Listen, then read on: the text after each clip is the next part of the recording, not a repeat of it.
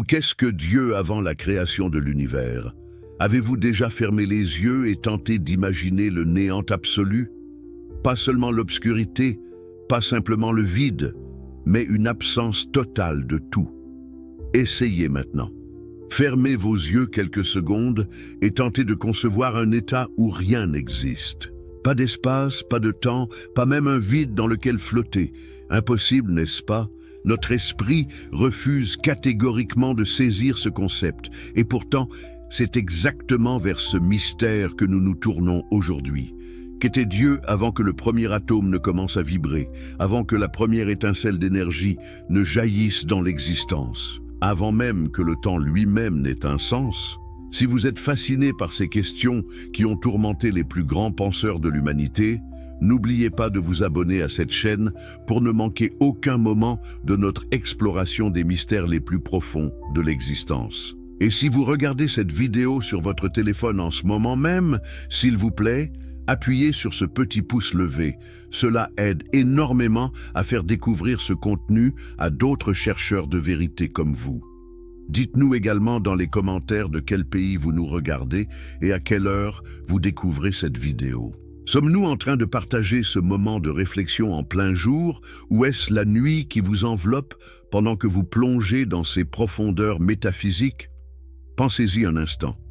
En ce moment précis, quelqu'un au Brésil pourrait être en train de regarder ceci pendant son petit déjeuner, tandis qu'une autre personne en France le découvre avant de se coucher. Le temps, cette dimension que nous prenons pour acquise, s'étire différemment selon où nous nous trouvons sur cette planète tournoyante. Et pourtant, nous allons parler aujourd'hui d'une réalité qui existait avant que le temps lui-même n'existe. Paradoxal, n'est-ce pas? Comment pouvons-nous utiliser le mot « avant » quand nous parlons d'un état qui précède l'existence même du temps? Les philosophes appellent cela un paradoxe linguistique. Notre langage est construit sur l'expérience temporelle. Chaque verbe que nous utilisons présuppose une séquence, un avant et un après. Quand nous disons « Dieu était », nous impliquons déjà une temporalité. Mais si Dieu existait dans un état éternel avant la création, peut-on vraiment dire qu'il était?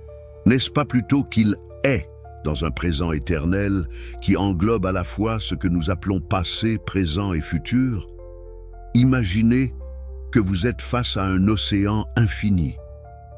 Mais ce n'est pas un océan d'eau, c'est un océan de pure conscience, de pure existence, s'étendant dans toutes les directions sans fin. Il n'y a pas de vagues, pas de mouvement, juste une vastitude immobile et pourtant vibrante de potentialité. C'est peut-être l'image la plus proche que nous pouvons avoir de ce qu'était Dieu avant la création. Mais même cette image est terriblement inadéquate, n'est-ce pas? Parce qu'un océan existe dans l'espace, et nous parlons d'un état où l'espace lui-même n'existait pas encore. Les mystiques juifs de la tradition kabbalistique ont médité pendant des siècles sur cette question. Ils ont développé un concept extraordinaire qu'ils nomment Ein Sof, littéralement « sans fin » ou « l'infini ». Ce n'était pas simplement un Dieu très grand ou très puissant. Non, Ein Sof représentait une infinité si absolue qu'aucune qualité, aucun attribut, aucune description ne pouvait s'y appliquer. Pouvez-vous concevoir un infini qui dépasse tous les infinis que vous pourriez imaginer? Un infini qui contient tous les possibles et tous les impossibles. Dans cet état d'infinité parfaite, Ein Sof remplissait tout. Mais attendez, comment peut-on remplir quelque chose quand il n'y a pas encore d'espace à remplir? C'est précisément le mystère. Ein Sof n'occupait pas l'espace comme un liquide remplit un verre. Ein Sof était la totalité même de tout ce qui pourrait jamais être dit exister, mais dans un mode d'existence tellement différent du nôtre que nos mots échouent complètement à le capturer. Imaginez maintenant que vous êtes cet infini, vous êtes absolument tout. Il n'y a rien en dehors de vous, rien de séparé de vous, rien qui puisse vous refléter ou vous connaître. Vous êtes dans un état d'unité si parfaite qu'il n'y a même pas de distinction entre celui qui connaît et ce qui est connu. Vous êtes pure conscience sans objet de conscience. Ressentez-vous déjà votre esprit qui commence à se tordre en tentant de saisir cela? C'est normal. Nous essayons de comprendre quelque chose qui est, par définition, au-delà de la compréhension humaine. Alors, voici la question qui a torturé les théologiens pendant des millénaires. Si Dieu était parfaitement complet dans son infinité, parfaitement satisfait dans son unité absolue, pourquoi diable créer quoi que ce soit? Quel manque pourrait ressentir un être qui est déjà tout? Quel désir pourrait habiter une conscience qui possède déjà tout ce qui peut être possédé? C'est comme demander à l'océan pourquoi il désire plus d'eau, ou demander à la lumière pourquoi elle cherche à être plus brillante. Cela n'a aucun sens, n'est-ce pas?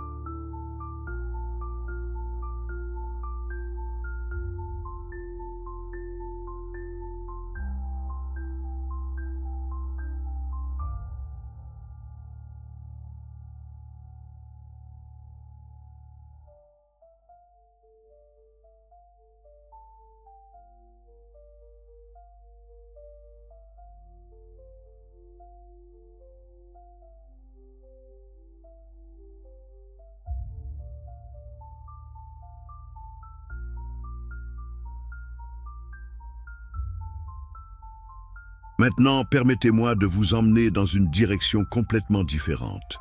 Imaginons que nous abandonnions cette vision mystique et kabbalistique pour un moment, et que nous nous tournions vers un philosophe qui a osé identifier complètement Dieu avec la nature elle-même.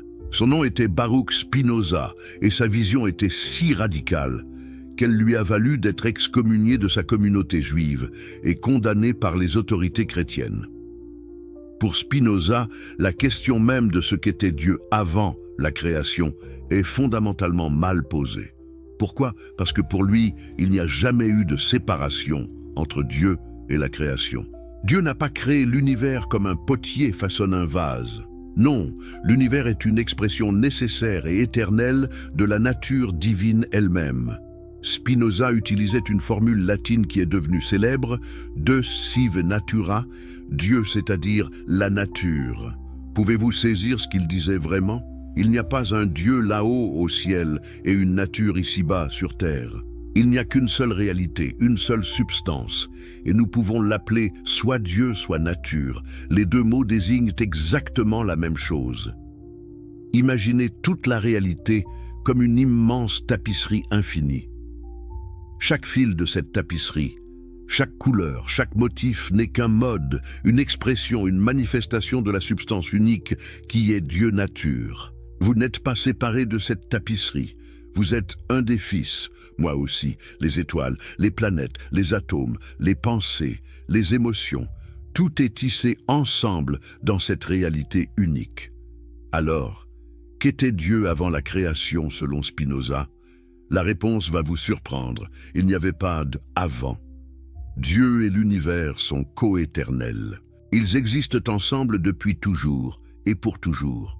Parler d'un temps où Dieu existait sans l'univers n'aurait pas plus de sens que de parler d'un triangle qui existe sans avoir trois angles. Pensez-y. Un triangle ne peut pas exister sans ses trois angles, n'est-ce pas? Les trois angles découlent nécessairement de la nature même de ce qu'est un triangle. De la même manière, l'univers découle nécessairement de la nature de Dieu. Ce n'est pas un choix, ce n'est pas un acte de volonté arbitraire, c'est une nécessité logique et métaphysique. Dieu ne pouvait pas ne pas créer l'univers, tout comme un triangle ne peut pas choisir de n'avoir que deux angles. Mais attendez, vous pourriez objecter. Si Dieu n'avait pas le choix de créer ou de ne pas créer, où est sa liberté? N'est-ce pas faire de Dieu une sorte de machine cosmique fonctionnant selon des lois fixes? Spinoza avait une réponse brillante à cela. Il disait que la vraie liberté n'est pas la capacité de choisir arbitrairement entre différentes options. La vraie liberté est la capacité d'agir selon sa propre nature sans être contraint par quelque chose d'extérieur. Pensez à un danseur accompli. Est-il moins libre parce que son corps suit les lois de la physique et de l'anatomie? Au contraire, c'est précisément en comprenant et en travaillant avec ces lois qu'il atteint la liberté de mouvement la plus grande.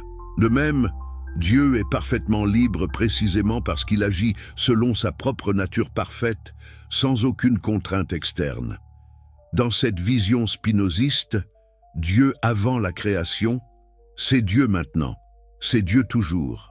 Il n'y a pas de changement dans la nature divine. L'apparence du changement, le fait que l'univers semble évoluer et se développer dans le temps, c'est seulement notre perspective limitée. De point de vue de l'éternité, tout est présent simultanément.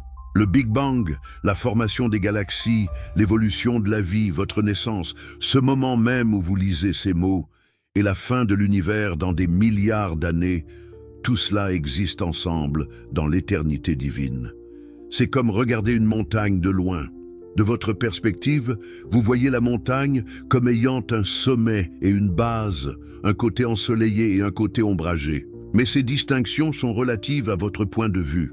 La montagne elle-même est simplement ce qu'elle est, toutes ses parties existant simultanément.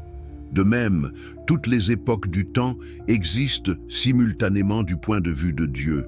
Maintenant, je sens peut-être que cette vision de Spinoza pourrait vous sembler froide, impersonnelle. Où est l'amour dans tout cela? Où est la relation personnelle que tant de gens cherchent avec le divin? Spinoza répondrait que l'amour véritable n'est pas le sentiment émotionnel que nous ressentons, mais la compréhension intellectuelle de notre union avec le tout. Quand vous réalisez vraiment, profondément, que vous n'êtes pas séparés de Dieu nature, mais que vous êtes une expression de cette réalité infinie, une vague dans l'océan cosmique, comment pourriez-vous ne pas ressentir une joie profonde, une paix inébranlable? C'est ce que Spinoza appelait l'amour intellectuel de Dieu, et c'était pour lui la forme la plus élevée de béatitude humaine. Mais laissez-moi vous poser une question provocante. Si tout est Dieu, si vous êtes Dieu, si moi je suis Dieu, si cette chaise est Dieu, si même le mal et la souffrance sont des expressions de Dieu, alors que signifie vraiment le mot Dieu? Ne perd-il pas tout son sens? Si tout est divin, n'est-ce pas la même chose que de dire que rien n'est divin? C'est exactement ce que les critiques de Spinoza ont dit. Ils l'ont accusé d'athéisme déguisé, de détruire Dieu, tout en prétendant en parler. Et peut-être avait-il raison en un sens. Le Dieu de Spinoza n'est certainement pas le Dieu personnel de la Bible qui parle à Abraham, qui ouvre la mer Rouge, qui devient chair en Jésus. C'est un Dieu qui est plus proche d'un principe métaphysique, de la structure rationnelle de la réalité elle-même. Mais peut-être que c'est précisément ce dont nous avons besoin à notre époque. Un Dieu qui n'entre pas en conflit avec la science, qui n'exige pas que nous croyions des choses impossibles, qui ne nous divise pas en élus et damnés. Un Dieu qui est aussi proche de nous que notre propre respiration, aussi omniprésent que les lois de la nature elle-même. Permettez-moi maintenant de vous emmener dans une troisième direction, radicalement différente des deux précédentes. Qu'en est-il de la tradition chrétienne? Comment les penseurs chrétiens ont-ils imaginé ce qu'était Dieu avant la création? La réponse est fascinante et introduit une complexité que ni la Kabbale ni Spinoza n'ont contemplée, la Trinité. Saint Augustin, l'un des plus grands penseurs chrétiens qui ait jamais vécu, a médité profondément sur cette question. Sa conclusion était audacieuse et belle. Dieu, disait-il, n'a jamais été seul. Même avant la création du monde, même dans l'éternité qui précède le temps, Dieu existait comme une communion de 3 personnes, le Père, le Fils et le Saint-Esprit. Pouvez-vous imaginer cela? Avant que le premier atome n'existe, avant que l'espace et le temps ne commencent, il y avait déjà une communauté, une relation, un échange d'amour. Le Père connaissait parfaitement le Fils, et cette connaissance était si réelle, si substantielle, qu'elle constituait une personne à part entière. Le Saint-Esprit était le lien d'amour entre eux, la communion elle-même personnifiée. Essayez de visualiser cela. Imaginez un triangle. Non pas un triangle tracé sur le papier, mais un triangle de relations pures, de communication parfaite, d'amour absolu. Chaque point du triangle regarde vers les 2 autres. Le Père contemple le Fils se tourne vers le Père, et l'Esprit unit les 2 dans une danse éternelle de connaissance mutuelle et d'amour réciproque. Et cette danse, ce mouvement d'amour entre les 3 personnes de la Trinité, n'a pas commencé à un moment donné. Elle est éternelle. Elle a toujours existé, elle existe maintenant, elle existera toujours. Avant que notre univers ne naisse, cette vie divine interne était déjà pleine de dynamisme, de mouvement, de vie, de joie. Quelle différence avec l'image d'un Dieu solitaire, siégeant dans un vide cosmique. Le Dieu de la Trinité n'a jamais connu la solitude. Il était déjà depuis toute éternité une communauté d'amour si riche, si profonde, si satisfaisante qu'il ne manquait de rien. Pouvez-vous ressentir la beauté de cette vision? Un Dieu qui est relation avant d'être substance, qui est amour avant d'être pouvoir, qui est communion avant d'être créateur. Alors voici la grande question. Si Dieu était déjà parfaitement heureux dans sa vie trinitaire, si les 3 personnes se suffisaient mutuellement dans leur amour éternel, pourquoi créer un univers? Pourquoi faire apparaître des milliards de galaxies, des trillions d'étoiles, d'innombrables formes de vie? Quel besoin pourrait avoir un Dieu qui est déjà amour parfait? Augustin répond avec une simplicité désarmante. La création est un acte de pure générosité. Dieu a choisi de partager sa bonté, de permettre à d'autres êtres de participer à la joie de l'existence, non pas parce qu'il en avait besoin, mais simplement parce que c'est dans la nature de l'amour de se donner librement. L'amour véritable ne peut pas rester enfermé en lui-même. Il déborde naturellement, il se répand. Il cherche à créer plus d'amour, plus de vie, plus de conscience. Imaginez un artiste tellement rempli de créativité qu'il ne peut s'empêcher de créer, non pas parce qu'il a besoin de reconnaissance ou d'argent, mais simplement parce que la créativité elle-même exige une expression. Ou imaginez des parents qui décident d'avoir un enfant, non pas parce qu'ils sont incomplets, sans enfant, mais parce que leur amour mutuel est si riche qu'ils veulent le partager avec un nouvel être. C'est peut-être l'analogie la plus proche de ce qu'était la création pour le Dieu trinitaire. La création, dans cette vision, devient une extension de l'amour qui caractérisait déjà la vie interne de Dieu. C'est comme si les 3 personnes de la Trinité avaient décidé d'inviter d'autres à leur danse éternelle, d'ouvrir leur cercle d'amour pour inclure des créatures qui pourraient librement choisir de participer. Et nous, vous et moi, nous sommes ces invités. Nous sommes appelés à entrer dans cette circulation d'amour qui existait avant même que le temps ne commence. Mais voici où cela devient encore plus mystérieux et plus profond. Certains théologiens chrétiens ont suggéré que le Fils, la 2e personne de la Trinité, contenait déjà en lui-même depuis l'éternité le plan de devenir humain. Avant même que les étoiles n'existent, avant que la Terre ne se forme, avant que l'humanité n'évolue, il était déjà prévu que Dieu deviendrait l'un de nous, marcherait parmi nous, souffrirait avec nous. N'est-ce pas extraordinaire? Cela signifie que l'humanité n'était pas une pensée après coup, pas un plan de secours après que les choses aient mal tourné. Non, l'humanité était dans le cœur de Dieu depuis toute éternité. Vous étiez dans la pensée de Dieu avant que l'univers n'existe. Votre visage, votre nom, votre histoire unique étaient déjà connus et aimés dans cet état primordial de l'être divin. Pouvez-vous saisir ce que cela signifie pour votre propre valeur et dignité? Vous n'êtes pas un accident cosmique, pas un arrangement aléatoire de particules qui a acquis par hasard une conscience. Vous êtes une idée éternelle dans l'Esprit de Dieu, une expression unique et irremplaçable de la créativité divine. Mais attendez, n'avons-nous pas maintenant trois visions complètement différentes et incompatibles de ce qu'était Dieu avant la création? La Kabbale nous parle d'Ein Sof se contractant pour faire place à la création. Spinoza nous dit que Dieu et la création sont coéternels et inséparables. Le christianisme nous présente une trinité éternellement en communion d'amour. Comment pouvons-nous réconcilier ces perspectives si radicalement différentes? Peut-être que la réponse est que nous ne pouvons pas et que nous ne devrions pas essayer. Peut-être que chacune de ces visions capture un aspect différent d'une réalité qui est trop vaste, trop profonde, trop riche pour être contenue dans une seule formulation théologique. C'est comme si nous essayions de décrire un éléphant et que l'un d'entre nous touche la trompe et dit « c'est comme un serpent ».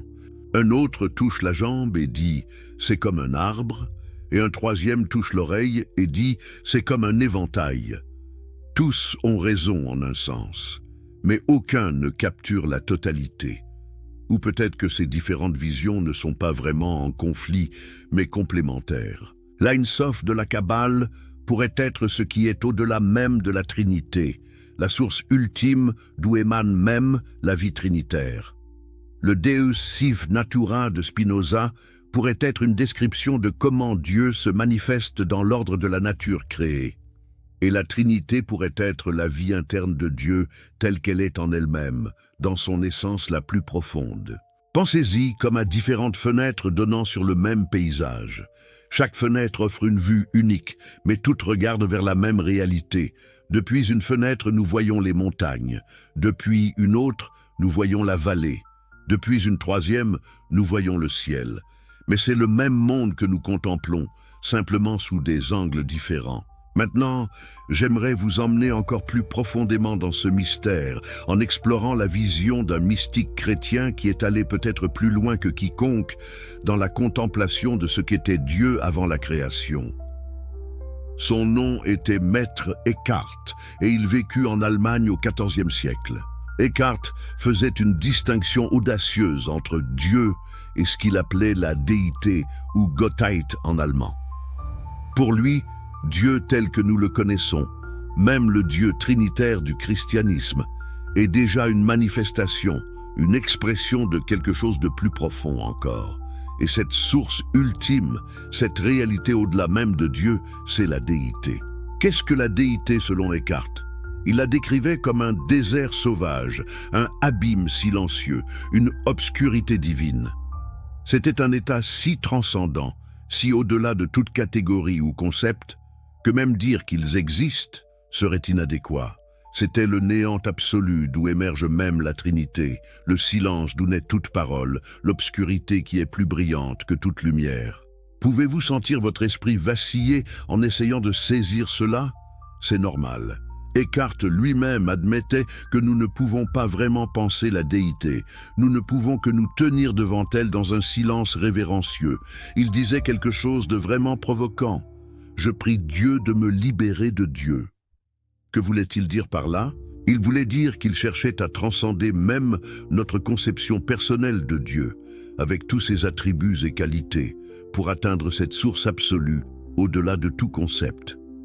Le Dieu personnel qui crée, qui aime, qui intervient dans l'histoire, est comme la surface accessible d'un mystère bien plus profond. C'est la façon dont la déité se présente à nous, s'adapte à notre capacité limitée de comprendre. Imaginez l'océan. Les vagues que vous voyez à la surface sont réelles, elles existent vraiment. Mais elles ne sont que l'expression superficielle de profondeurs insondables. Si vous descendez plus profond, vous passez par différentes couches, différents niveaux de réalité océanique jusqu'à atteindre les abysses les plus profonds où règne une obscurité et un silence absolu.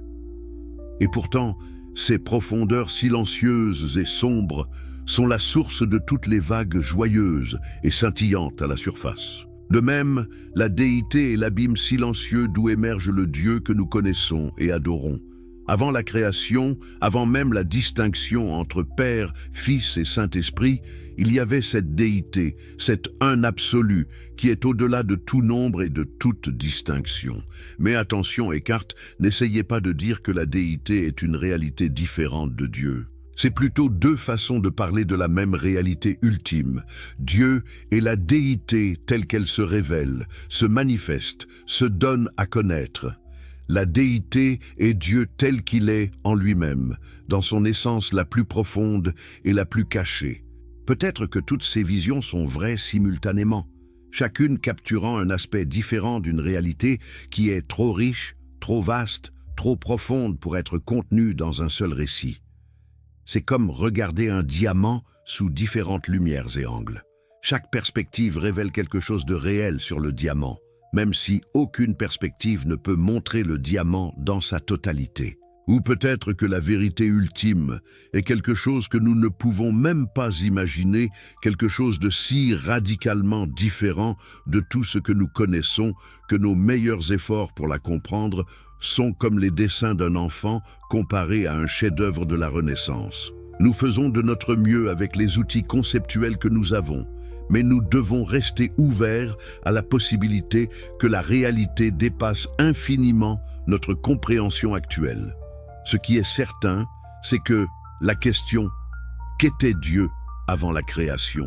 elle continuera de fasciner et de défier l'humanité aussi longtemps qu'il y aura des êtres conscients, regardant les étoiles et se demandant d'où vient tout cela. C'est une question qui touche à notre besoin le plus profond de comprendre notre origine, notre but, notre place dans le grand schéma des choses. Et peut-être que c'est précisément le but de la question. Peut-être que nous ne sommes pas destinés à avoir une réponse finale et définitive, mais plutôt à vivre dans cette tension créative entre le connu et l'inconnu, entre la certitude et le mystère, entre la raison et la foi. C'est dans cet espace liminal, dans cette frontière entre ce que nous pouvons comprendre et ce qui nous dépasse, que se fait la croissance spirituelle authentique. Alors, qu'était Dieu avant la création? Il était, elle était, cela était, le mystère absolu qui est à la source de tout ce qui est, qui soutient tout ce qui existe, et vers qui tout retourne finalement. Ce mystère a été appelé par 1000 noms différents. Ein Sof, le Tao, Brahman, Allah, le Père, la déité, l'absolu, l'un, le tout, et d'innombrables autres. Mais au-delà de tous les noms, au-delà de toutes les conceptions, il y a simplement ce qui est, dans sa plénitude ineffable et son mystère insondable. Et ce mystère n'est pas loin de vous. Il n'est pas dans un ciel lointain ou dans un passé infiniment reculé. Il est ici, maintenant, plus proche de vous que votre propre respiration, plus intime que vos pensées les plus secrètes. Parce que vous aussi, vous êtes une expression de ce mystère, une vague dans cet océan infini, une note dans cette symphonie cosmique, un miroir reflétant cette lumière primordiale. Alors peut-être que la vraie question n'est pas « Qu'était Dieu avant la création ?», mais plutôt « Qui suis-je et quelle est ma relation avec ce mystère ultime ?» Et cette question, contrairement à la première, n'est pas juste une curiosité intellectuelle. C'est une question qui peut transformer votre vie, qui peut vous ouvrir à des dimensions de réalité et d'expérience que vous n'avez jamais imaginées. Si cette exploration vous a touché, si elle a ouvert votre esprit à de nouvelles possibilités ou approfondi votre propre recherche spirituelle, n'oubliez pas de vous abonner à cette chaîne. Nous continuons ce voyage ensemble, explorant les grandes questions qui ont fasciné l'humanité depuis la nuit des temps, et rappelez-vous de nous dire dans les commentaires d'où vous nous regardez et à quelle heure. Créons ensemble une communauté mondiale de chercheurs de vérité, unis par notre fascination commune pour ces mystères qui nous dépassent et nous appellent à grandir. Car même si nous ne pouvons jamais arriver à des réponses finales, le voyage lui-même est précieux. Il nous élève, nous transforme, nous rapproche de cette réalité mystérieuse que nous appelons Dieu, le divin, l'absolu, ou simplement le mystère ultime au cœur de toute existence. Et dans ce rapprochement, nous découvrons peut-être que ce que nous cherchions à l'extérieur était en nous depuis le début. Car nous sommes nous-mêmes des expressions de ce mystère éternel qui était avant que le temps ne soit qui est maintenant et qui sera toujours. Nombre de mots. Environ 12 500 mots. C'était un état de béatitude absolue, car dans cette unité, il n'y avait ni souffrance, ni manque, ni désir non satisfait. Et pourtant, il y avait aussi un désir, non pas de combler un manque, mais d'exprimer une plénitude, de partager une richesse, de transformer le potentiel en actuel. Laissez-moi maintenant vous poser une question troublante. Si toutes ces grandes traditions religieuses et philosophiques ont des visions si différentes de ce qu'était Dieu avant la création, comment pouvons-nous savoir laquelle est correcte? Peut-être qu'aucune n'est correcte, ou peut-être que toutes sont correctes, mais partiellement, ou peut-être que la question elle-même est fondamentalement mal posée. Pensez à ce qu'implique vraiment notre question. Nous demandons « Qu'était Dieu avant la création ?» Mais le mot « avant » est un terme temporel. Il présuppose l'existence du temps, d'une séquence, d'un avant et d'un après.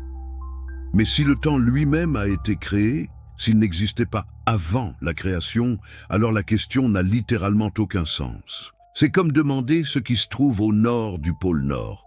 Le pôle Nord est le point le plus au nord. Il n'y a pas de plus au nord que le pôle Nord. De même, si le temps commence avec la création, il n'y a pas de avant la création.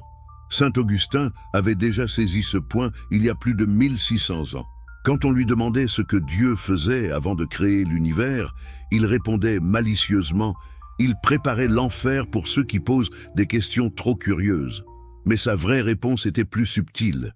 Il disait que le temps lui-même fait partie de la création, donc parler d'un avant, la création n'a pas de sens. La science moderne est arrivée à une conclusion similaire, d'une manière complètement différente. La cosmologie contemporaine nous dit que notre univers a commencé il y a environ 13,8 milliards d'années dans ce qu'on appelle le Big Bang. Mais qu'est-ce qui a existé avant le Big Bang? Les physiciens nous disent que cette question n'a peut-être pas de sens, car le temps et l'espace eux-mêmes ont commencé avec le Big Bang. Stephen Hawking a proposé une idée fascinante. Il suggérait que près du moment du Big Bang, le temps acquiert une nature spatiale. L'univers est alors comme la surface d'une sphère, finie mais sans bord. Vous pouvez voyager autour de la surface de la Terre sans jamais trouver un bord ou un commencement. De même, vous pourriez théoriquement voyager à travers le temps cosmique sans jamais atteindre un moment de commencement absolu. D'autres théories physiques suggèrent des possibilités encore plus étranges. Peut-être que notre univers a émergé d'un univers antérieur qui s'était effondré. Peut-être qu'il y a un multivers éternel dans lequel des univers individuels naissent et meurent constamment. Peut-être que l'univers peut littéralement surgir du néant quantique par une fluctuation spontanée. Mais même si la science peut nous dire comment l'univers a commencé, peut-elle nous dire pourquoi? Pourquoi y a-t-il quelque chose plutôt que rien? Cette question métaphysique ultime semble échapper au domaine de la science empirique et nous ramener aux questions philosophiques et théologiques que nous avons explorées. Alors, après ce long voyage, à travers différentes traditions de pensée, après avoir exploré les profondeurs mystiques de la Kabbale, la rigueur philosophique de Spinoza, la richesse trinitaire du christianisme, les paradoxes lumineux de Descartes, la vision théophanique d'Ibn Arabi et même les frontières de la cosmologie moderne. Où en sommes-nous? Qu'avons-nous vraiment appris sur ce qu'était Dieu avant la création? Peut-être que la leçon la plus importante est l'humilité. Nous avons essayé d'utiliser nos esprits limités, nos concepts finis, notre langage temporel pour saisir quelque chose qui est, par définition, au-delà de toute limite, au-delà de toute finitude, au-delà du temps lui-même. C'est comme essayer de contenir l'océan dans une tasse ou de capturer l'infini dans un nombre. Et pourtant, cette tentative n'est pas inutile. Même si nous ne pouvons pas capturer la réalité ultime dans nos concepts, le processus même d'essayer nous transforme. Il élargit notre esprit, approfondit notre vision, nous ouvre à des dimensions de réalité que nous n'aurions jamais soupçonnées autrement. Chacune des visions que nous avons explorées nous révèle quelque chose d'important. La Kabbale nous montre que la création pourrait avoir nécessité un acte de retrait divin, une auto-limitation de Dieu pour faire place à l'autre. Spinoza nous rappelle que Dieu n'est pas un être distant là-haut dans le ciel, mais la réalité la plus intime, plus proche de nous que nous-mêmes. Le christianisme trinitaire nous enseigne que Dieu est essentiellement relation et amour, une communion qui nous invite à y participer. Maître Eckhart pointe vers un mystère qui transcende même nos plus hautes conceptions de Dieu. Ibn Arabi nous révèle que nous sommes les miroirs dans lesquels Dieu se connaît lui-même. Et la science moderne nous montre l'immensité et la beauté de l'univers physique que cette réalité mystérieuse a d'une manière ou d'une autre fait naître. Alors, vous êtes encore là. Vous n'avez pas fui devant la profondeur vertigineuse de ces mystères. Si vous avez tenu jusqu'ici, c'est que quelque chose en vous résonne avec cette quête, cette soif de comprendre l'incompréhensible. Et si cette exploration touche quelque chose de profond en vous, faites-moi une faveur, abonnez-vous à cette chaîne maintenant. Ne perdez pas un seul moment de notre voyage dans les profondeurs de l'existence. Et dites-moi, d'où nous regardez-vous en ce moment ? Êtes-vous au Canada, en France, en Belgique, en Suisse, en Afrique francophone? Et quelle heure est-il chez vous? Est-ce le matin qui commence, l'après-midi qui s'étire ou la nuit qui vous enveloppe dans son silence propice à la contemplation? Si vous regardez cette vidéo sur votre téléphone portable, s'il vous plaît, appuyez sur ce petit pouce vers le haut maintenant. Ce simple geste aide énormément à faire découvrir ce contenu à d'autres chercheurs de vérité.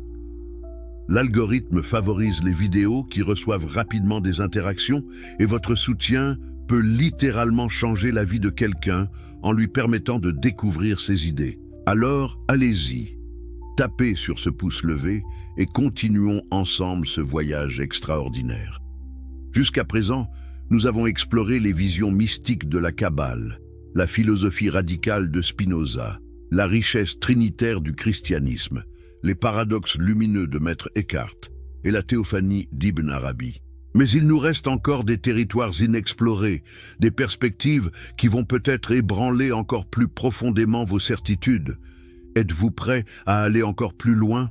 Êtes-vous prêt à considérer des visions qui remettent en question les fondements même de notre façon de penser la réalité? Permettez-moi maintenant de vous emmener vers l'Orient, vers une tradition philosophique qui a osé proposer quelque chose de vraiment radical.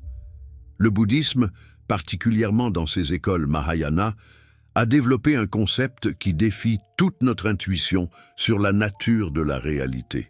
Ce concept s'appelle sunyata, souvent traduit par vacuité ou vide. Mais attention, et c'est crucial de le comprendre dès le départ, la vacuité bouddhiste n'est pas le néant. Ce n'est pas un vide mort, un trou noir dans l'existence, une absence pure et simple.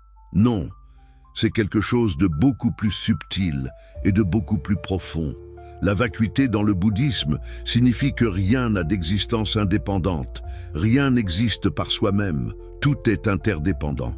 Pensez à vous-même un instant. Qui êtes-vous vraiment ? Vous pourriez dire « je suis moi », mais qu'est-ce que ce « moi » exactement? Êtes-vous votre corps? Mais votre corps change constamment. Chaque cellule est remplacée, chaque atome est échangé avec l'environnement. Le corps que vous avez maintenant n'est pas le même que celui que vous aviez il y a 7 ans. Êtes-vous vos pensées? Mais les pensées viennent et vont comme des nuages dans le ciel. Êtes-vous vos souvenirs? Mais les souvenirs sont constamment réinterprétés, reconstruits, modifiés par votre expérience présente. Le bouddhisme va encore plus loin. Il dit que vous êtes le produit d'une infinité de causes et de conditions. Vous n'existeriez pas sans vos parents, mais ils n'existeraient pas sans leurs parents, et ainsi de suite jusqu'au début de la vie sur Terre. Vous n'existeriez pas sans l'air que vous respirez, mais cet air n'existerait pas sans les plantes qui produisent l'oxygène. Vous n'existeriez pas sans le soleil qui réchauffe la Terre, sans la Terre qui tourne dans l'espace, sans l'univers entier qui a créé les conditions de votre existence. Alors, qui êtes-vous séparé de tout cela? La réponse bouddhiste est troublante. Vous n'êtes pas séparé. Vous êtes l'univers entier se manifestant sous une forme particulière. Vous êtes un nœud temporaire dans le réseau infini de causes et d'effets qui constituent la réalité. Et c'est cela, la vacuité. Non pas que vous n'existez pas, mais que vous n'existez pas de manière indépendante, isolée, séparée. Vous êtes vide d'existence propre, mais plein de toutes vos relations avec le reste de l'univers. Maintenant, appliquons cette logique à notre question originelle. Qu'était Dieu avant la création selon le bouddhisme? La réponse va peut-être vous surprendre ou même vous choquer.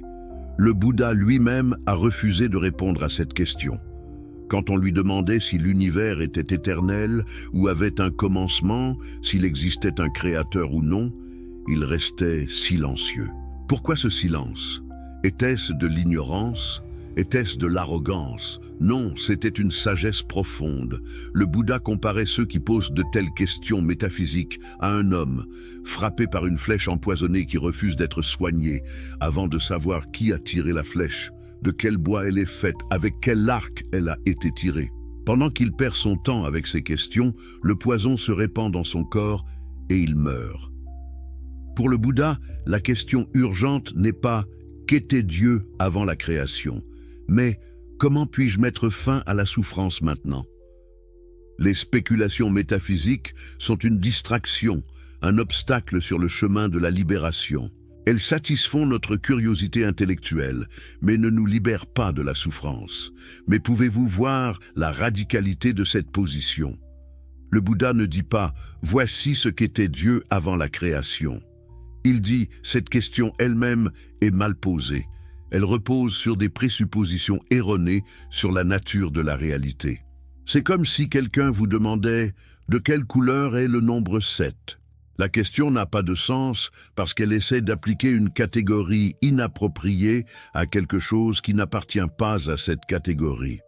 Cependant, certaines écoles bouddhistes, particulièrement le Mahayana, ont développé des doctrines philosophiques sophistiquées qui touchent indirectement à notre question. Le concept de sunyata, la vacuité, suggère que même l'idée d'un Dieu absolu existant de manière indépendante avant la création est une illusion.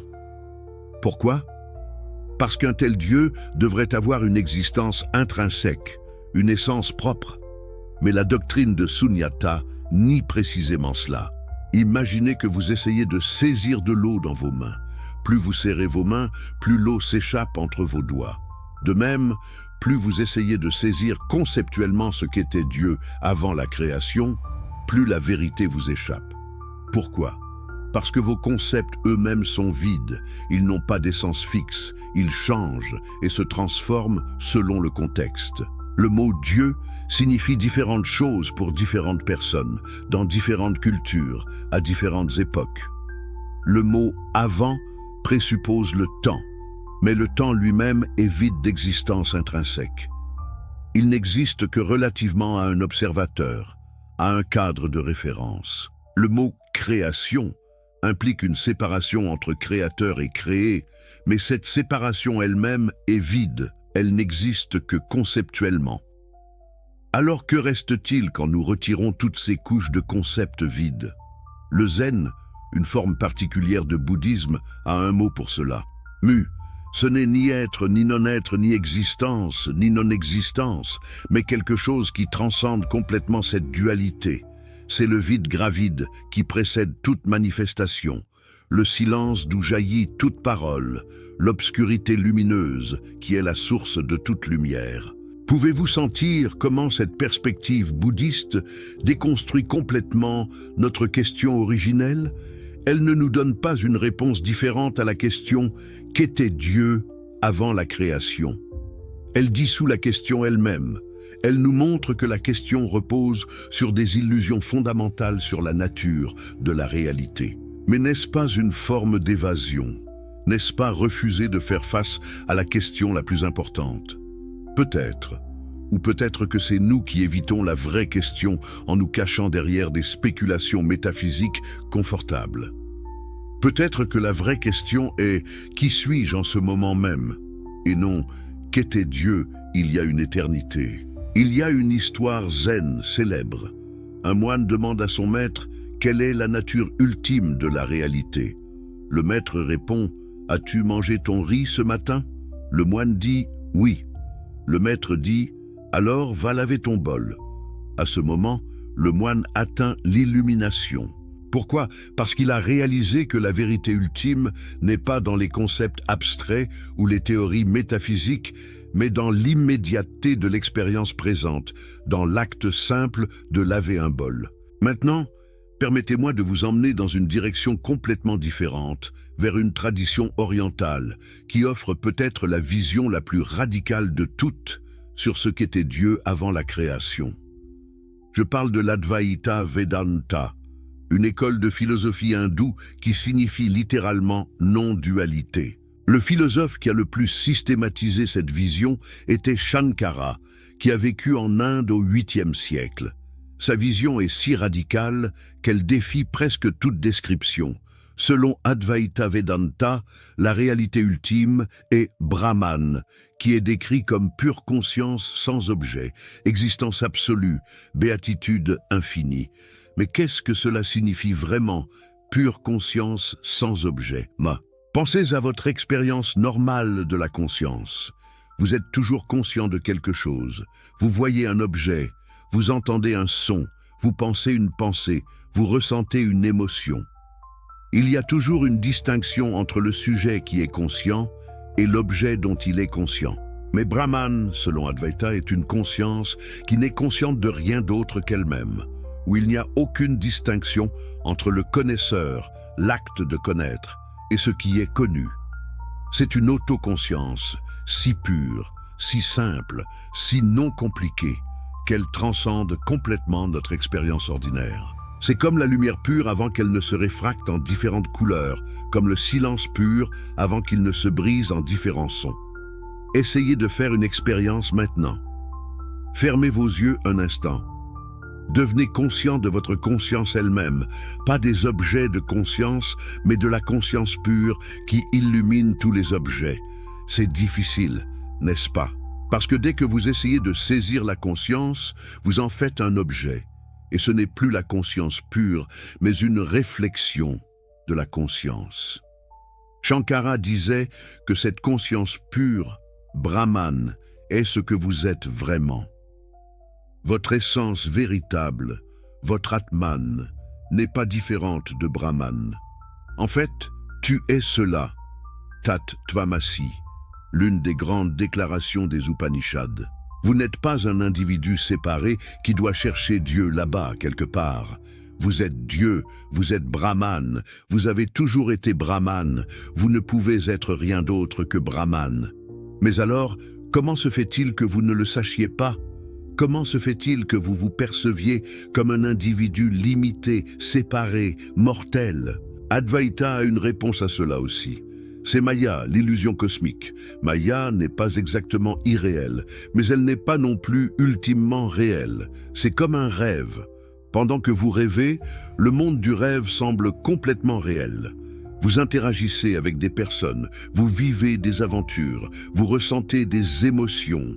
Mais quand vous vous réveillez, vous réalisez que tout cela n'était qu'une construction de votre esprit.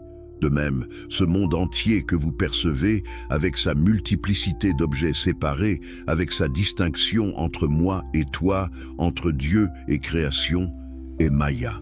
C'est une apparence, une projection, une illusion qui cache la vérité de l'unité non duelle de Brahman. Et quand vous vous réveillez de cette illusion, à travers la réalisation spirituelle, vous découvrez que vous avez toujours été Brahman, que rien d'autre n'a jamais existé. Imaginez un artiste qui ne pourrait jamais créer une nouvelle œuvre d'art, un musicien qui ne pourrait jamais composer une nouvelle mélodie, un écrivain qui ne pourrait jamais raconter une nouvelle histoire. Diriez-vous qu'ils sont parfaits dans leur stagnation, ou diriez-vous qu'ils sont limités, appauvris? De même, un Dieu qui ne peut jamais faire de nouvelles expériences, qui ne peut jamais être surpris, qui ne peut jamais répondre de manière créative à la liberté de ses créatures, n'est peut-être pas aussi parfait que nous le pensions. Whitehead propose que Dieu a ce qu'il appelle une nature dipolaire. D'un côté, il y a la nature primordiale de Dieu, qui est éternelle, immuable, contenant toutes les possibilités, tous les potentiels, toutes les formes que la réalité pourrait prendre. Cette nature primordiale est comme une bibliothèque infinie de plans, de modèles, d'idéaux platoniciens. Tout ce qui pourrait jamais exister existe déjà ici comme possibilité pure. Mais de l'autre côté, il y a ce que Whitehead appelle la nature conséquente de Dieu. C'est l'aspect de Dieu qui est en devenir, qui réagit au monde, qui est affecté par ce qui se passe dans l'univers. Cette nature conséquente grandit et évolue à mesure que l'univers se déploie, intégrant constamment de nouvelles expériences, de nouvelles réalités, de nouvelles créations.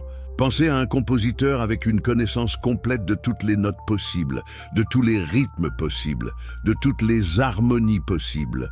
C'est comme la nature primordiale de Dieu. Mais maintenant, imaginez ce compositeur créant réellement une symphonie, faisant des choix parmi ces possibilités infinies, créant quelque chose de nouveau qui n'avait jamais existé auparavant dans cette forme spécifique. C'est comme la nature conséquente de Dieu. Alors, qu'était Dieu avant la création selon la théologie du processus? Dans sa nature primordiale, Dieu contenait déjà toutes les possibilités de tout ce qui pourrait jamais exister. Mais dans sa nature conséquente, Dieu était différent de ce qu'il est maintenant, parce qu'il n'avait pas encore intégré l'expérience réelle de l'univers actualisé. C'est comme la différence entre connaître toutes les possibilités théoriques de ce que c'est que de tomber amoureux et l'expérience réelle, concrète, de tomber amoureux. Dieu, dans sa nature primordiale, connaissait toutes les possibilités. Mais à travers la création et l'évolution de l'univers, à travers votre vie et mon expérience, Dieu fait réellement l'expérience de l'actualisation de ses possibilités. Cette vision transforme complètement notre compréhension de la relation entre Dieu et le monde. Nous ne sommes pas simplement des créatures passives d'un Créateur tout-puissant. Nous sommes des co-créateurs, des participants actifs dans le processus continuel par lequel Dieu lui-même devient. Chaque choix que vous faites, chaque expérience que vous vivez, contribue littéralement à ce que Dieu devient. Vous ajoutez quelque chose à Dieu qui n'était pas là auparavant. N'est-ce pas une vision stupéfiante de notre importance cosmique? Vous n'êtes pas insignifiant. Vous n'êtes pas juste une créature négligeable dans un cosmos vaste et indifférent. Vous êtes un partenaire de Dieu dans l'aventure créative de l'existence. Ce que vous faites compte, non seulement pour vous, non seulement pour le monde, mais pour Dieu lui-même. Mais cela soulève aussi des questions profondes sur la nature de Dieu. Si Dieu change et évolue, est-il vraiment digne de notre adoration? Si Dieu est affecté par la souffrance du monde, partage notre douleur, grandit à travers nos expériences, n'est-il pas en quelque sorte imparfait, incomplet? Les théologiens du processus répondent que c'est précisément cette capacité d'être affecté, cette sensibilité à l'expérience des créatures, cette volonté de grandir et de changer qui rend Dieu digne d'amour et d'adoration. Un Dieu distant et impassible qui ne se soucie pas vraiment de notre souffrance, qui ne peut pas vraiment nous comprendre parce qu'il n'a jamais fait l'expérience du changement ou de la limitation, est-il vraiment un Dieu d'amour? Au contraire, un Dieu qui partage notre joie et notre douleur, qui grandit avec nous, qui nous invite à participer à sa créativité continue, est un Dieu avec qui nous pouvons avoir une relation authentique. C'est un Dieu qui nous prend au sérieux, qui valorise nos expériences, qui est vraiment affecté par nos choix. Dans cette vision, la création n'était pas un acte unique dans le passé, mais un processus continu dans lequel nous sommes tous impliqués. Avant que notre univers spécifique n'existe, Dieu existait déjà dans sa nature primordiale, mais dans un état différent de sa nature conséquente. Il contenait toutes les possibilités, mais n'avait pas encore fait l'expérience de leur actualisation dans notre cosmos particulier. Et maintenant, à chaque instant, Dieu offre de nouvelles possibilités au monde, attire l'univers vers des formes de réalisation toujours plus complexes, toujours plus riches, toujours plus belles. Et le monde répond, choisit parmi ces possibilités, actualise certaines et en rejette d'autres. Et Dieu intègre ces réponses dans sa propre expérience, devenant ainsi continuellement quelque chose de nouveau, tout en restant fidèle à sa nature fondamentale d'amour créatif. Cette vision résout élégamment certains des problèmes théologiques les plus difficiles, par exemple le problème du mal. Comment un Dieu tout-puissant et tout bon peut-il permettre la souffrance? La théologie du processus répond que Dieu n'est pas tout-puissant au sens traditionnel. Il ne peut pas unilatéralement déterminer tout ce qui se passe dans le monde parce qu'il a choisi de créer des êtres avec une véritable liberté, une véritable capacité de faire des choix.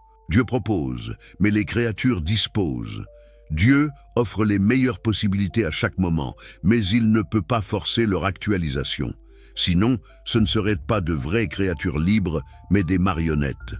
Et dans un univers de liberté authentique, le mal devient possible, non pas parce que Dieu le veut, mais parce que c'est le prix nécessaire de la liberté elle-même. Mais Dieu ne reste pas distant de la souffrance causée par cette liberté. Au contraire, il la ressent plus intensément que nous. Chaque douleur est ressentie dans le cœur de Dieu. Chaque injustice blesse Dieu. Chaque acte de cruauté affecte Dieu personnellement. Et pourtant, Dieu continue d'offrir des possibilités de rédemption, de guérison, de transformation, travaillant patiemment avec nous pour créer un monde meilleur. Alors, après ce long voyage à travers toutes ces perspectives différentes, que pouvons-nous conclure? Nous avons vu la Kabbale nous parler d'Ein Sof se contractant pour faire place à la création.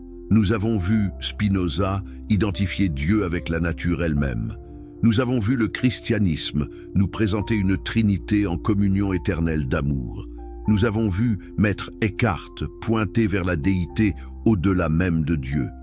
Nous avons vu Ibn Arabi révéler Dieu comme un trésor caché, désirant être connu. Nous avons vu le bouddhisme dissoudre la question elle-même dans la vacuité. Nous avons vu Advaita Vedanta affirmer que la création n'a jamais vraiment eu lieu. Et nous avons vu la théologie du processus nous montrer un Dieu en devenir constant. Laquelle de ces visions est vraie? Peut-être toutes, peut-être aucune. Peut-être que chacune capture un aspect d'une réalité qui est trop vaste pour être contenue dans un seul système de pensée. C'est comme si nous essayions tous de décrire un éléphant dans le noir, chacun touchant une partie différente et décrivant ce qu'il ressent. Ou peut-être que la vérité est quelque chose que nous ne pouvons même pas imaginer avec nos concepts actuels.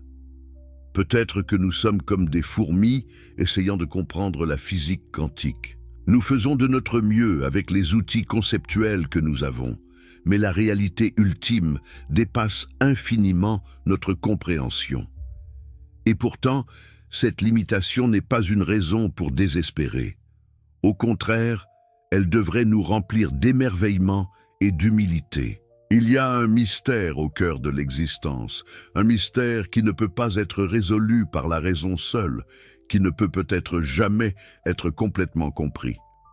Et c'est bon, c'est même nécessaire, parce que c'est ce mystère qui nous appelle constamment à dépasser nous-mêmes, à grandir, à évoluer, à transcender nos limites actuelles. Chaque fois que nous pensons avoir trouvé la réponse finale, nous découvrons une profondeur nouvelle qui nous invite à aller plus loin. C'est comme grimper une montagne et découvrir qu'au-delà de ce sommet se trouve un sommet encore plus élevé, et au-delà de celui-là encore un autre. Le voyage n'a pas de fin, mais c'est précisément ce qui le rend si excitant, si vivifiant, si transformateur. Alors qu'était Dieu avant la création ? Peut-être que la vraie réponse n'est pas une proposition philosophique ou une doctrine théologique. Peut-être que la vraie réponse est un silence révérencieux, un émerveillement sans mots, une ouverture à un mystère qui transcende toute compréhension. Peut-être que la vraie réponse n'est pas quelque chose que nous pouvons savoir avec notre intellect, mais quelque chose que nous pouvons expérimenter dans les profondeurs de notre être. Alors, vous êtes encore là, vous n'avez pas fui devant la profondeur vertigineuse de ces mystères. Si vous avez tenu jusqu'ici, c'est que quelque chose en vous résonne avec cette quête, cette soif de comprendre l'incompréhensible. Et si cette exploration touche quelque chose de profond en vous, faites-moi une faveur, abonnez-vous à cette chaîne maintenant. Ne perdez pas un seul moment de notre voyage dans les profondeurs de l'existence. Et dites-moi, d'où nous regardez-vous en ce moment? Êtes-vous au Canada, en France, en Belgique, en Suisse, en Afrique francophone? Et quelle heure est-il chez vous? Est-ce le matin qui commence, l'après-midi qui s'étire ou la nuit qui vous enveloppe dans son silence propice à la contemplation? Si vous regardez cette vidéo sur votre téléphone portable, s'il vous plaît, appuyez sur ce petit pouce vers le haut maintenant. Ce simple geste aide énormément à faire découvrir ce contenu à d'autres chercheurs de vérité. L'algorithme favorise les vidéos qui reçoivent rapidement des interactions et votre soutien peut littéralement changer la vie de quelqu'un en lui permettant de découvrir ses idées. Alors, allez-y, tapez sur ce pouce levé et continuons ensemble ce voyage extraordinaire. Jusqu'à présent, nous avons exploré les visions mystiques de la Kabbale, la philosophie radicale de Spinoza, la richesse trinitaire du christianisme, les paradoxes lumineux de Maître Eckhart et la théophanie d'Ibn Arabi. Mais il nous reste encore des territoires inexplorés, des perspectives qui vont peut-être ébranler encore plus profondément vos certitudes. Êtes-vous prêt à aller encore plus loin? Êtes-vous prêt à considérer des visions qui remettent en question les fondements même de notre façon de penser la réalité? Permettez-moi maintenant de vous emmener vers l'Orient, vers une tradition philosophique qui a osé proposer quelque chose de vraiment radical. Le bouddhisme, particulièrement dans ses écoles Mahayana, a développé un concept qui défie toute notre intuition sur la nature de la réalité. Ce concept s'appelle sunyata, souvent traduit par vacuité ou vide. Mais attention, et c'est crucial de le comprendre dès le départ, la vacuité bouddhiste n'est pas le néant. Ce n'est pas un vide mort, un trou noir dans l'existence, une absence pure et simple. Non, c'est quelque chose de beaucoup plus subtil et de beaucoup plus profond. La vacuité dans le bouddhisme signifie que rien n'a d'existence indépendante, rien n'existe par soi-même, tout est interdépendant. Pensez à vous-même un instant. Qui êtes-vous vraiment? Vous pourriez dire « je suis moi », mais qu'est-ce que ce « moi » exactement? Êtes-vous votre corps? Mais votre corps change constamment. Chaque cellule est remplacée, chaque atome est échangé avec l'environnement. Le corps que vous avez maintenant n'est pas le même que celui que vous aviez il y a 7 ans. Êtes-vous vos pensées? Mais les pensées viennent et vont comme des nuages dans le ciel. Êtes-vous vos souvenirs? Mais les souvenirs sont constamment réinterprétés, reconstruits, modifiés par votre expérience présente. Le bouddhisme va encore plus loin. Il dit que vous êtes le produit d'une infinité de causes et de conditions. Vous n'existeriez pas sans vos parents, mais ils n'existeraient pas sans leurs parents, et ainsi de suite jusqu'au début de la vie sur Terre. Vous n'existeriez pas sans l'air que vous respirez, mais cet air n'existerait pas sans les plantes qui produisent l'oxygène. Vous n'existeriez pas sans le soleil qui réchauffe la Terre, sans la Terre qui tourne dans l'espace, sans l'univers entier qui a créé les conditions de votre existence. Alors, qui êtes-vous séparé de tout cela? La réponse bouddhiste est troublante. Vous n'êtes pas séparé. Vous êtes l'univers entier se manifestant sous une forme particulière. Vous êtes un nœud temporaire dans le réseau infini de causes et d'effets qui constituent la réalité. Et c'est cela, la vacuité. Non pas que vous n'existez pas, mais que vous n'existez pas de manière indépendante, isolée, séparée. Vous êtes vide d'existence propre, mais plein de toutes vos relations avec le reste de l'univers. Maintenant, appliquons cette logique à notre question originelle. Qu'était Dieu avant la création selon le bouddhisme? La réponse va peut-être vous surprendre ou même vous choquer. Le Bouddha lui-même a refusé de répondre à cette question. Quand on lui demandait si l'univers était éternel ou avait un commencement, s'il existait un créateur ou non, Il restait silencieux. Pourquoi ce silence? Était-ce de l'ignorance? Était-ce de l'arrogance? Non, c'était une sagesse profonde. Le Bouddha comparait ceux qui posent de telles questions métaphysiques à un homme, frappé par une flèche empoisonnée qui refuse d'être soigné, avant de savoir qui a tiré la flèche, de quel bois elle est faite, avec quel arc elle a été tirée. Pendant qu'il perd son temps avec ces questions, le poison se répand dans son corps et il meurt. Pour le Bouddha, la question urgente n'est pas « qu'était Dieu avant la création ?» mais « comment puis-je mettre fin à la souffrance maintenant ?» Les spéculations métaphysiques sont une distraction, un obstacle sur le chemin de la libération. Elles satisfont notre curiosité intellectuelle, mais ne nous libèrent pas de la souffrance. Mais pouvez-vous voir la radicalité de cette position? Le Bouddha ne dit pas « voici ce qu'était Dieu avant la création ». Il dit « cette question elle-même est mal posée. Elle repose sur des présuppositions erronées sur la nature de la réalité. » C'est comme si quelqu'un vous demandait « de quelle couleur est le nombre 7 ?» La question n'a pas de sens parce qu'elle essaie d'appliquer une catégorie inappropriée à quelque chose qui n'appartient pas à cette catégorie. Cependant, certaines écoles bouddhistes, particulièrement le Mahayana, ont développé des doctrines philosophiques sophistiquées qui touchent indirectement à notre question. Le concept de sunyata, la vacuité, suggère que même l'idée d'un Dieu absolu existant de manière indépendante avant la création est une illusion. Pourquoi? Parce qu'un tel Dieu devrait avoir une existence intrinsèque, une essence propre. Mais la doctrine de sunyata nie précisément cela. Imaginez que vous essayez de saisir de l'eau dans vos mains. Plus vous serrez vos mains, plus l'eau s'échappe entre vos doigts. De même, plus vous essayez de saisir conceptuellement ce qu'était Dieu avant la création, plus la vérité vous échappe. Pourquoi?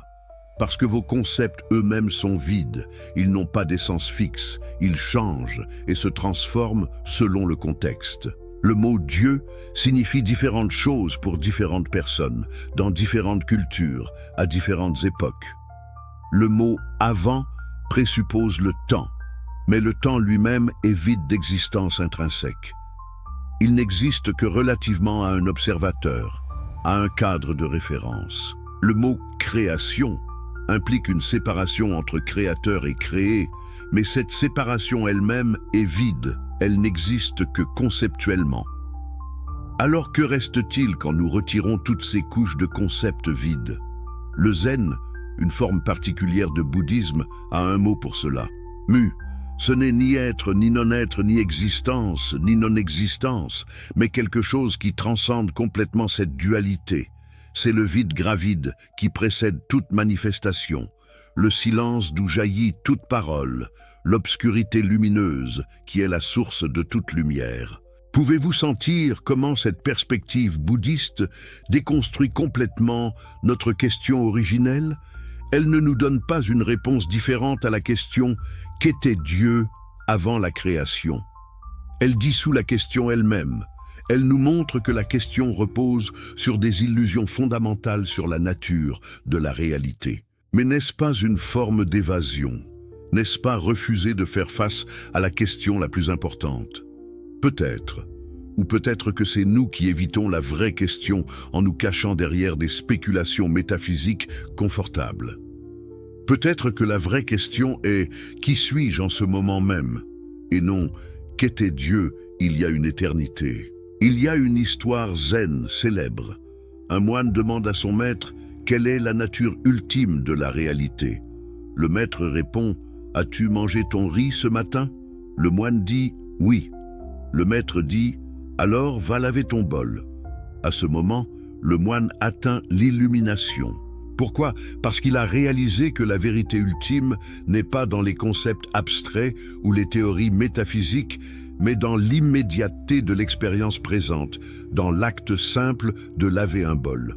Maintenant, permettez-moi de vous emmener dans une direction complètement différente, vers une tradition orientale, qui offre peut-être la vision la plus radicale de toutes sur ce qu'était Dieu avant la création.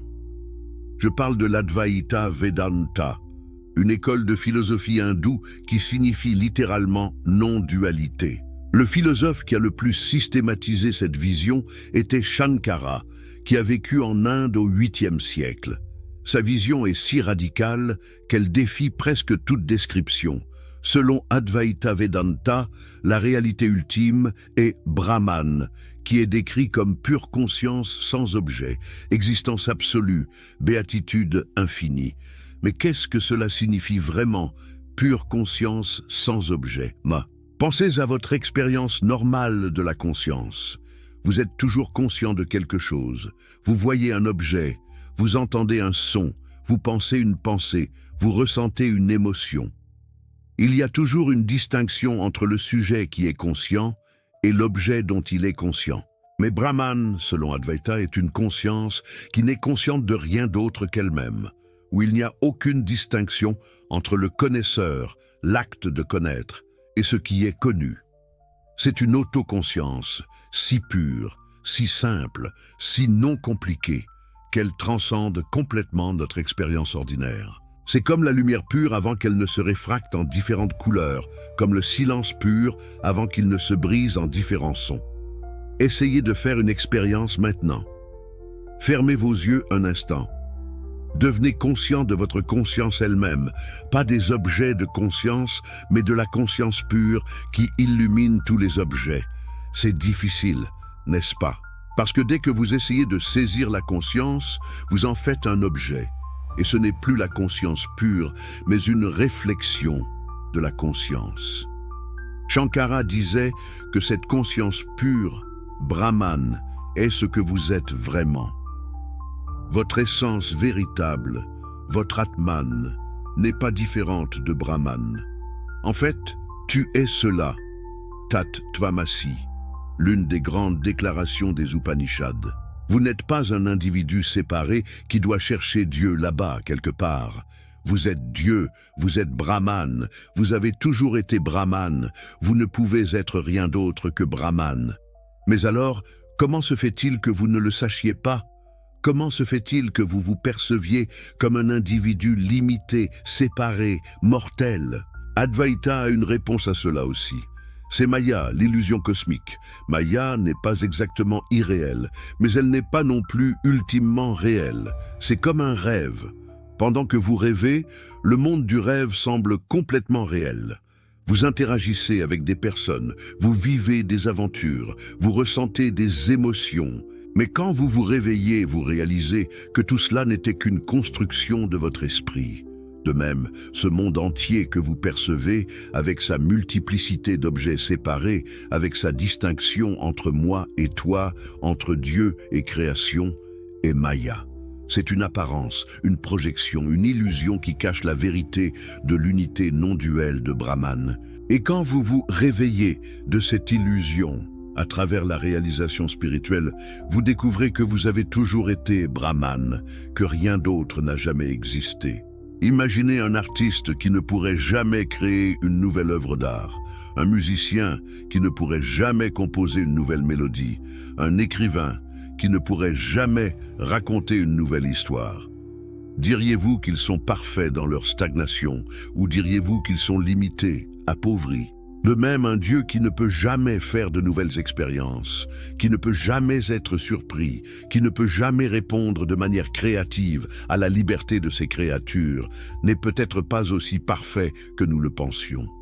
Whitehead propose que Dieu a ce qu'il appelle une nature dipolaire. D'un côté, il y a la nature primordiale de Dieu, qui est éternelle, immuable, contenant toutes les possibilités, tous les potentiels, toutes les formes que la réalité pourrait prendre. Cette nature primordiale est comme une bibliothèque infinie de plans, de modèles, d'idéaux platoniciens.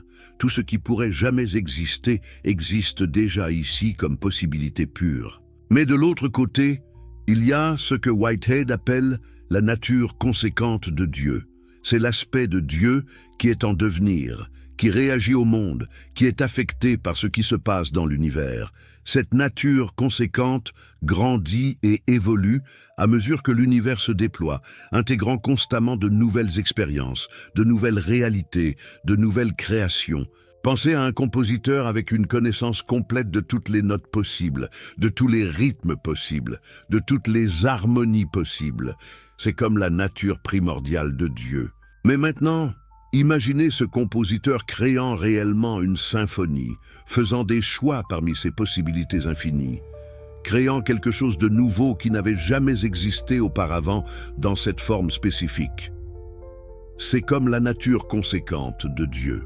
Alors, qu'était Dieu avant la création selon la théologie du processus? Dans sa nature primordiale, Dieu contenait déjà toutes les possibilités de tout ce qui pourrait jamais exister. Mais dans sa nature conséquente, Dieu était différent de ce qu'il est maintenant, parce qu'il n'avait pas encore intégré l'expérience réelle de l'univers actualisé. C'est comme la différence entre connaître toutes les possibilités théoriques de ce que c'est que de tomber amoureux et l'expérience réelle, concrète, de tomber amoureux. Dieu, dans sa nature primordiale, connaissait toutes les possibilités. Mais à travers la création et l'évolution de l'univers, à travers votre vie et mon expérience, Dieu fait réellement l'expérience de l'actualisation de ces possibilités. Cette vision transforme complètement notre compréhension de la relation entre Dieu et le monde. Nous ne sommes pas simplement des créatures passives d'un Créateur tout-puissant. Nous sommes des co-créateurs, des participants actifs dans le processus continuel par lequel Dieu lui-même devient. Chaque choix que vous faites, chaque expérience que vous vivez, contribue littéralement à ce que Dieu devient. Vous ajoutez quelque chose à Dieu qui n'était pas là auparavant. N'est-ce pas une vision stupéfiante de notre importance cosmique? Vous n'êtes pas insignifiant. Vous n'êtes pas juste une créature négligeable dans un cosmos vaste et indifférent. Vous êtes un partenaire de Dieu dans l'aventure créative de l'existence. Ce que vous faites compte, non seulement pour vous, non seulement pour le monde, mais pour Dieu lui-même. Mais cela soulève aussi des questions profondes sur la nature de Dieu. Si Dieu change et évolue, est-il vraiment digne de notre adoration? Si Dieu est affecté par la souffrance du monde, partage notre douleur, grandit à travers nos expériences, n'est-il pas en quelque sorte imparfait, incomplet? Les théologiens du processus répondent que c'est précisément cette capacité d'être affecté, cette sensibilité à l'expérience des créatures, cette volonté de grandir et de changer qui rend Dieu digne d'amour et d'adoration.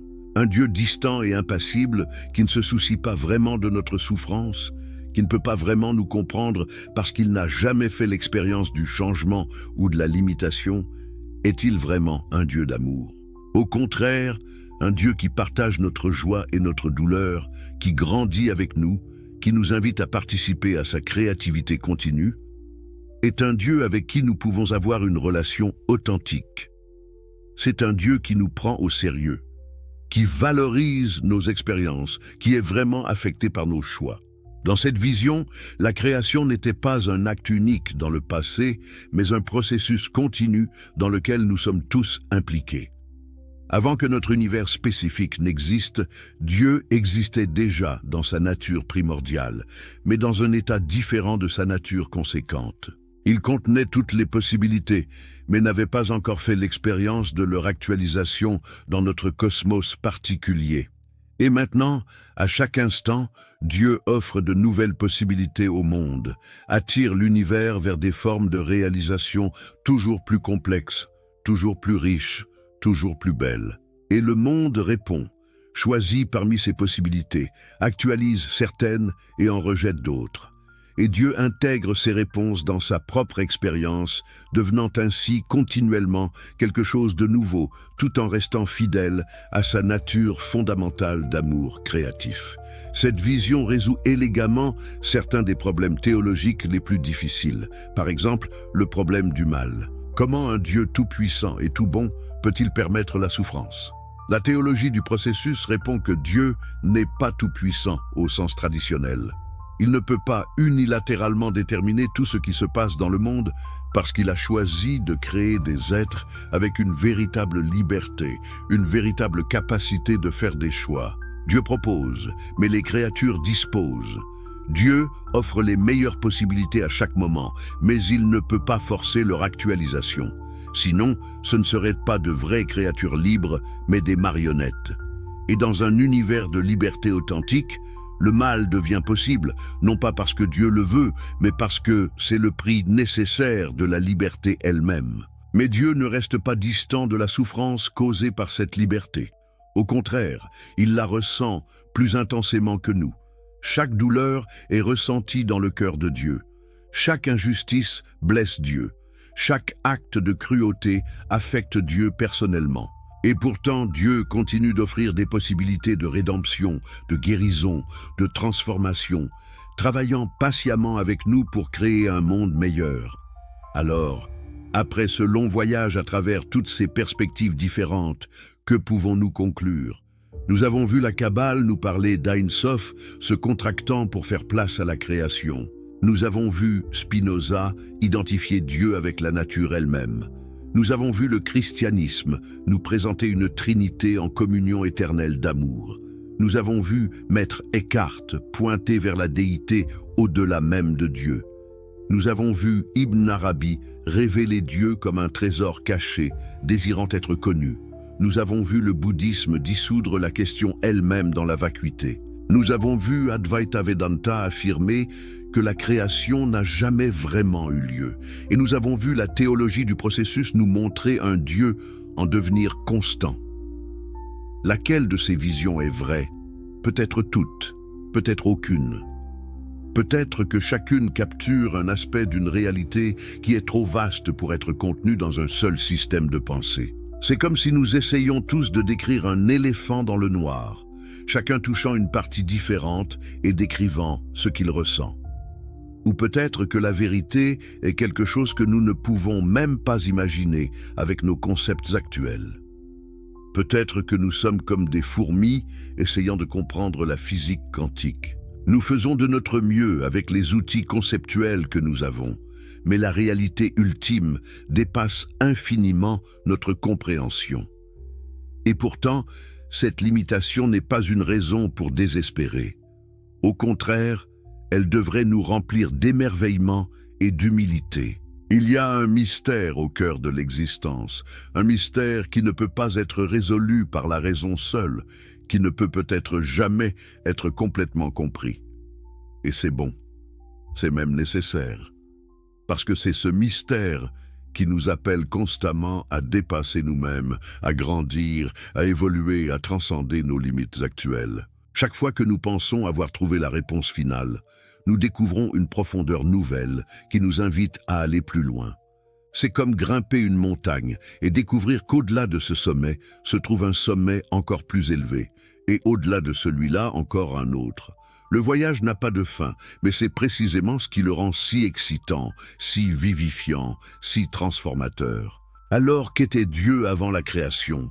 Peut-être que la vraie réponse n'est pas une proposition philosophique ou une doctrine théologique. Peut-être que la vraie réponse est un silence révérencieux, un émerveillement sans mots, une ouverture à un mystère qui transcende toute compréhension.